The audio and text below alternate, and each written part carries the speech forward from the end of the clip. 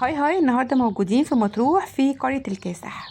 تعالوا بينا بقى نتفرج على الجمال والهدوء والروعة والنظافة والرعاية اللي موجودة في قلب القرية. يلا بينا اخدكم جولة سريعة كده ونشوف الدنيا هناك عاملة ايه. احنا كده اول دخولنا القرية شايفين طبعا في كل منطقة فيها خضرة وزرع وجناين. ده غير القعدات الحلوة اللي بتكون موجودة في قلب الجناين دي بالكراسي وقعدة رايقة كده بالليل، مع طبعا الأغاني والدي جي والحاجات الجميلة اللي بتبقى سهرات بالليل في قلب القرية.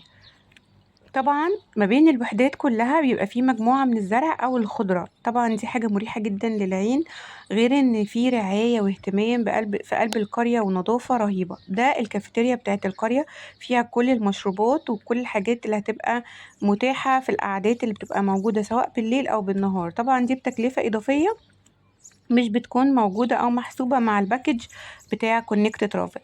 هنا البيسينات كلها نظيفة وكانت بجد روعة. طبعا انا مصوره لكم الصبح بدري قبل ما اي حد يصحى علشان الدنيا تبقى رايقه واعرف اصور لكم المكان كويس. طبعا دي كلها الشاليهات. آم، زي ما قلنا ما بين الوحدات والوحده يعني ما بين الوحدات وبعضها في مجموعه من الزرع ومنظر حلو ولطيف جدا ومريح للعين. الناحية دي لو بصينا هنلاقي كهف الملح، ده كهف الملح. ده برضو بتكلفة إضافية لو حد حابب إن هو يحجز، طبعا حتى لو هيحجز من خلالنا بياخد أسعار حلوة جدا ومخفضة. دي الأكوا بارك أو دخول الأكوا بارك، هي جميلة جدا. طبعا دي للكبار، والبسين برضو دوت للكبار. حلوة قوي وممتعة للناس اللي بتحب الألعاب المائية وبتحب إن هي تتنطط كتير يعني. طبعا في أكوا بارك كبيرة وفي صغيرة.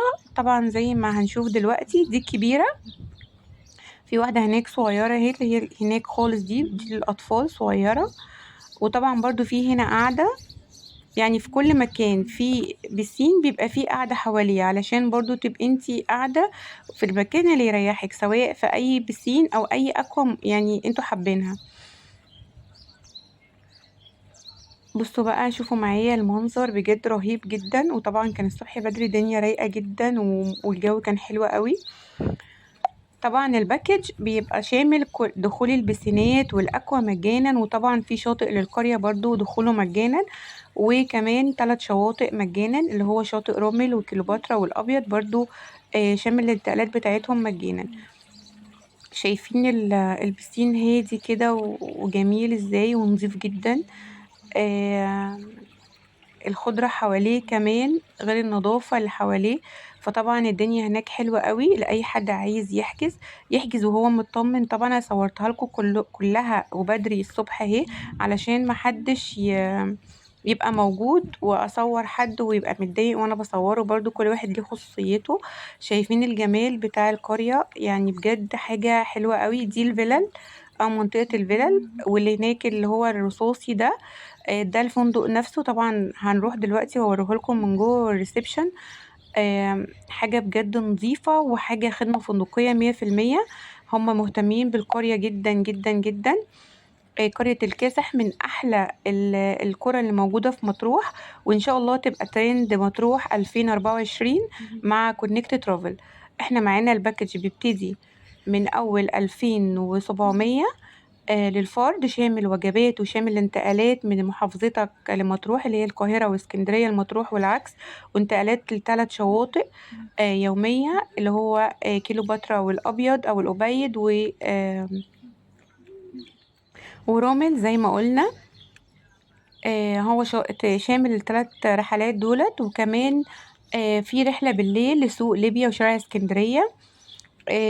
القرية جميلة زي ما انتوا شايفين. طبعا تستحق المبلغ اللي احنا بنقول عليه لانها خدمة فندقية، مش زي ما اكنك قاعد في شقة وكل حاجة انت بتعملها. الواحد بيروح بيبقى عايز يستجم ويريح دماغه.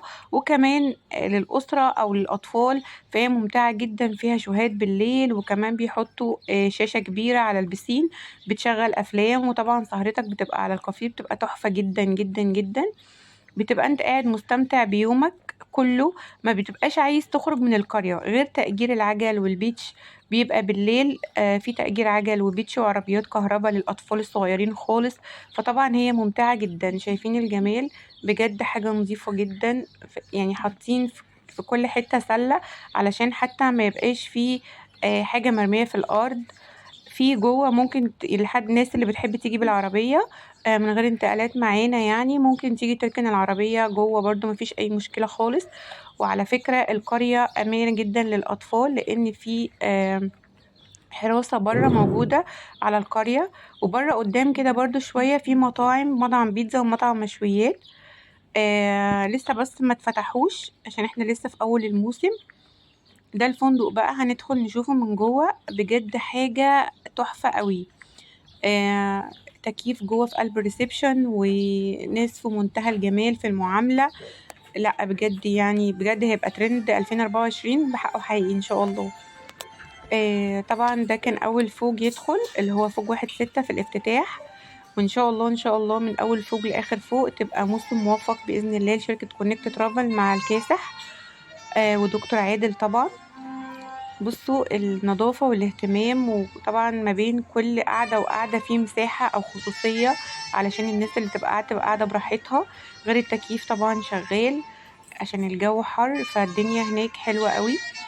والناس معاملتها لطيفة ولذيذة جدا، ولو احتجت أي حاجة بيدوها لك.